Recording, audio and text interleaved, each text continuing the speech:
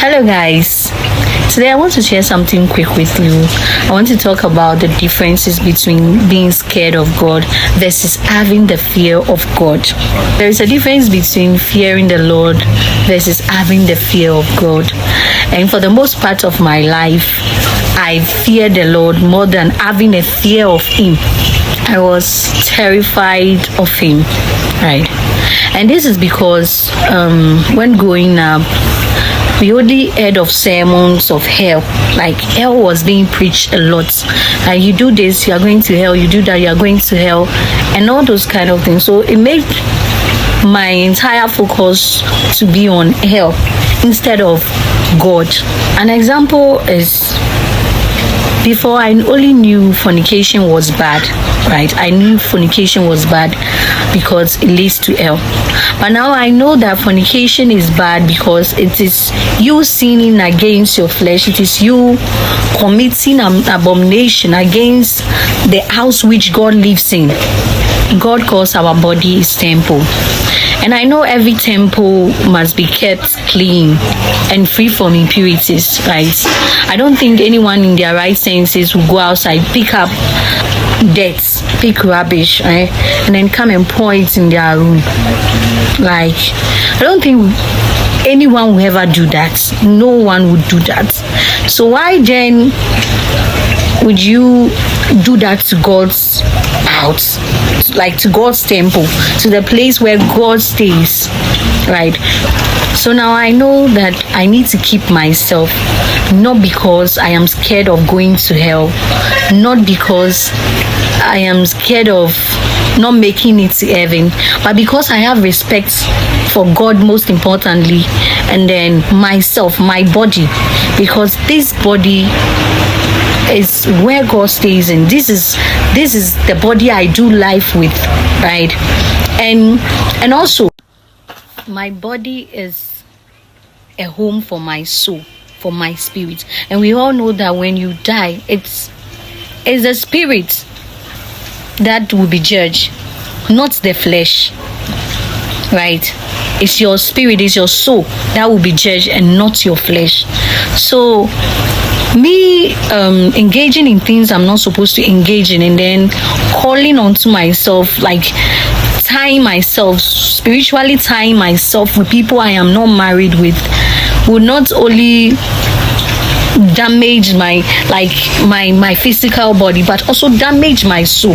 Now I keep myself because I have reverence for Him and I love Him so much to the point that I do not want to break His heart by doing the things He doesn't want me to do. I love God so much, and when you love someone, you don't break their heart. You don't go against the things that they do not like. You don't go doing the things that they do not like, right? And I also have so much reverence for Him. I respect Him as my Lord. He's my Lord, right? He's the head over me. So I can't do things that is against His will or against His wish. Not only that, holiness, right? Holiness breaks the legal oath, right? The devil acts on you. So when you decide to live a life of purity, decide to live a life that brings honor to God, it brings you deliverance. Sometimes you will be in need of deliverances that you don't even know of. You don't know the things that you need to be break off you, the yoke that needs to be break from you, so that you can be free and move on, move forward. These soul ties and demonic stuff, they keep you bound, they keep you connected to the wrong people, they keep your soul tied to the wrong things.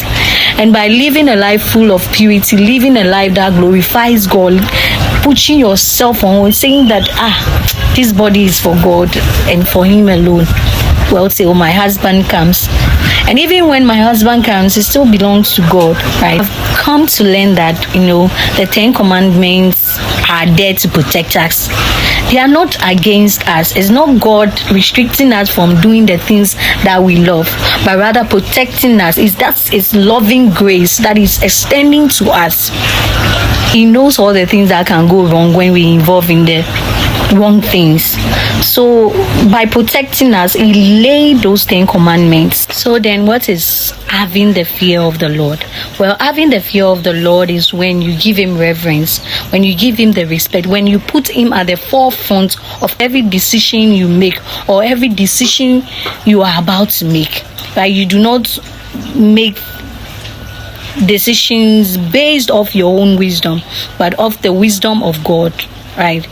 Having the fear of God is when you consider him and his feelings. Like, God has feelings. He has feelings too.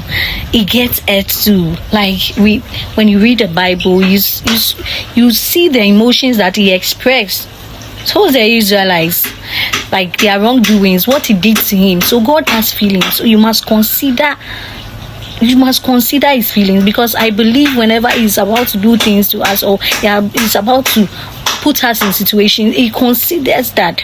Putting yourself in his shoes and asking yourself, like, how would God feel seeing me do this? How would he feel seeing me act the way I am acting? Right? How would he feel seeing me constantly playing lottery for other things, for other gods? That's the fear of the Lord. That's the wisdom of God speaking. Knowing what to do and what not to do. Knowing how to portray yourself as a child of God. Knowing how to walk as one that is called and chosen. As Christians or as believers, we have to come to that place where we have the fear of the Lord, where we don't do things that pleases our flesh and displeases God. One character of God is faithfulness, is being faithful. He is faithful to the people that are faithful to him. He honors those that honor him. Whatever you sacrifice for him, he will repay you. But let's all not forget that the reward isn't the goal. God is.